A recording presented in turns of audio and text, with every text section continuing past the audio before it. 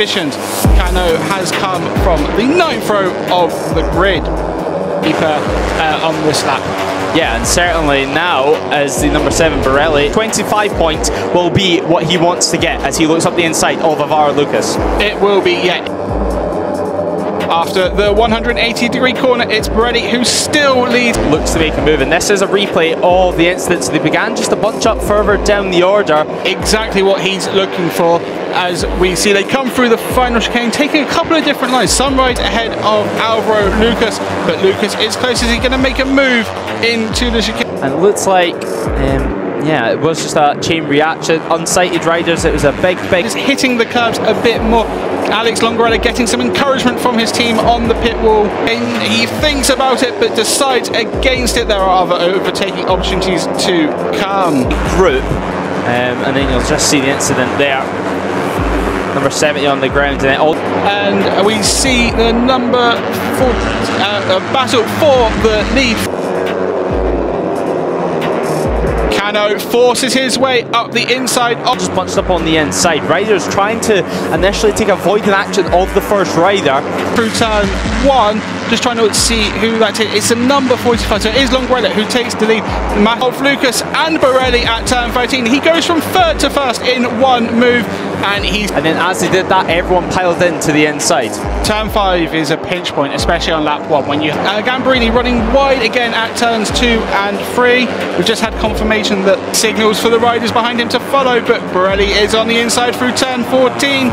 He have a group of riders. It just takes one incident and it just bunches up. The number 9 tank has taken, so that's Remy Samwan has completed his long lap penalty. As we isn't able to make that move stick. They're 4 wide behind Cano into turn 15. And now side by side heading to turn 1. Bahosa's on the outside though, so Ramadhipa head down on the run through turns 4 and into turn 5. And it's Christian Borelli all able to keep it together. Positions changing as they cross the line, and now it's firm in P1 as we head to turn 1. Now, of course, keep in mind 2 long lap penalty. Who has the slipstream? Alex Longarella.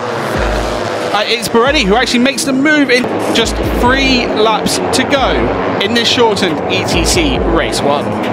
It is to serve for Bahosa. That should be around 6 seconds lost. Maybe it's very tight through turn 5. Longarella taking the lead through the run. Cano leading ahead of Alvaro. Even a little bit more with it being so slippy out there. You don't want to throw it down the road at long lap penalty look. Absolutely not. And obviously if you go into turn 5, Christian Borelli now in P1. Yeah, great ride so far. Lucas and Alex Longarella across the lane. It looks like he's trying to build up a bit of a gap. He's gains on the green while he's taking that long lap. He'll then have to do it again. So he has to be very careful. For the number 7, and well, it's been a great race so far for him, and now in 25 positions so far has the number 1. The gap will probably come down. On the expected strategy was to try and get away at the start and get as much of a gap as possible. Hasn't been able to do. He's hoping to try and take the lead. He's going to be hoping to take victory, but Lucas on the attack. Run through turns 3 and 4 into turn 5. So Cano leading the way here. We're seeing a 5-rider group fighting for victory here, and it looks like he's just making a move into straight away on the 46. 5 laps remaining, so moving into the close.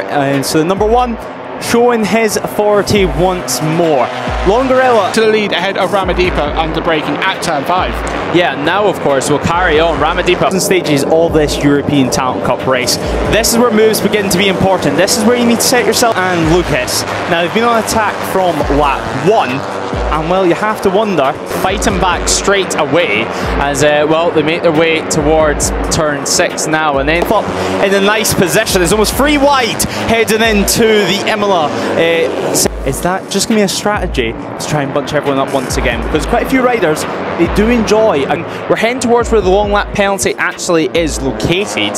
So the 69, will he take the first section of the circuit? The chicane as Longarella now slots back into P2. Lucas back to group battle, and they do enjoy being able to get in the mix and allow other riders to long laps this time around.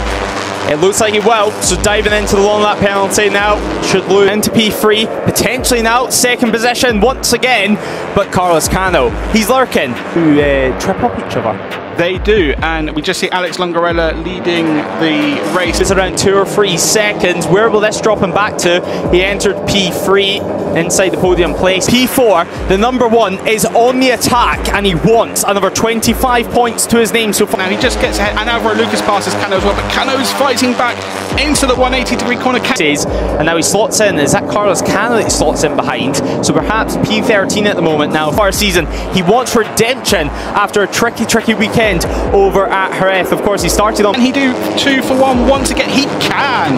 Although it looks, yes, no, he has been able. For the 69, we'll wait for that 2 update. But Carlos Cano, nonetheless, inside the point scoring positions, pole position, but it wasn't smooth sailing for him. The championship leader, Longarella, he's clearly not scared to get to make it stick. It is a big group fighting for P1 at the moment. Yeah, it's classic European Talent Cups, and that is going to be job done for one of the host's long lap penalties. It is, and his elbow's out. He's not Longarella, just taking, well, I think he was forced wide there. Carlos Cano as Lewis. Longarella and Cano go side by side. The 2 of the top contenders here. We'll check how much time he lost taking it.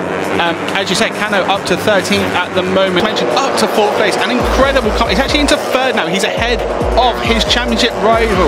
In 2025, it's prime time stuff here with 3 laps remaining, and it looked like Bahosa was around Cano when he rejoined. So Cano from the 9th row fighting for the podium positions out in front. And it's everything to play for. It's elbows out as Cano goes up the inside. The number 1. 13th place perhaps for the Spaniard. As now Alvaro Lucas looking up the inside. The 69. Pirelli is leading Alvaro Lucas, but there's nothing to separate them, and turn 3 will be goes through. Lucas also tries to get himself into the podium positions once more, but looks up the inside, but the CF Moto Aspar rider thinking better of it, slotting back into P3 for crucial. It's time to get the power down. Whoever gets the power down first will have a huge advantage. Mosa continues his attack. Now keep in mind, 2 long lap penalties, and now about to snatch the time being. Now, of course, Ramadhipa, super impressive in qualifying. Now on the long run into the Adelaide hairpin, Carlos Cano just sitting behind. Lead, although they're 3 wide once more. Ramadhipa as well, trying to make up a few positions. That's going to demote leading the race. Longarella sets the fastest lap, but that was soon beaten by 2-3 riders. Behind the top 2 at the moment, Bahosa has set the fastest lap of the race. The likes of Longarella further down the order. So Longarella all the way back down to P5, and already as Carlos Cano now holds the fastest lap. So Cano pushing on. Perhaps this is going to be his charge.